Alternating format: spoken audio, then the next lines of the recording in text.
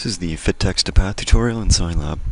Today's example, we're going to want to start off by selecting our text and our object, and we're going to explore the Fit Text to Path option.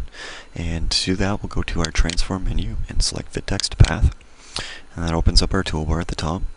So over on the left here, we can set our text from left to right or from right to left. We can set our text orientation to the top, the bottom, the left, or the right, or we can select this cursor and manually pick a starting point for our text along the perimeter of the circle. So I will pick the left, and here's where we can position our text in relation to the path. So this would be inside the path, on the path, through the path, or outside the path. And we can set our text to path distance. So our settings as they are pretty good, so I'm going to go ahead and click apply. And maybe I'll just change the settings somewhat to show you what they do. So I'll set the text from right to left, and you'll notice that Scilab is now written the other way.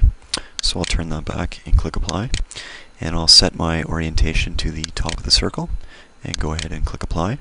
And I'm going to increase my text to path distance to 0.5 of an inch and go ahead and click apply.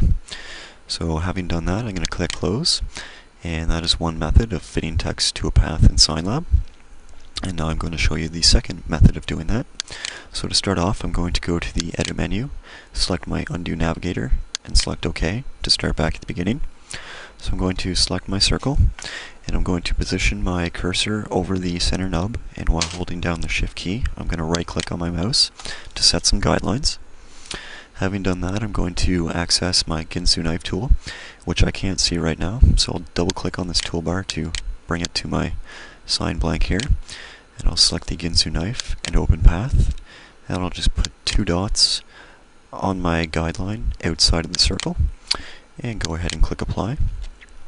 Then I'll double click on my toolbar to send it back to the left of my screen, and I'm going to deselect my object and delete my guidelines. Click OK. So having done that, I'm going to select the bottom part of my circle and delete that. So now I have an open semicircle at the top. So I'll select my semicircle and my text. I'll go back to the transform menu, select Fit Text to Path, and the one difference that you might notice is that we are missing a orientation option, and we cannot set the text to the top of the circle.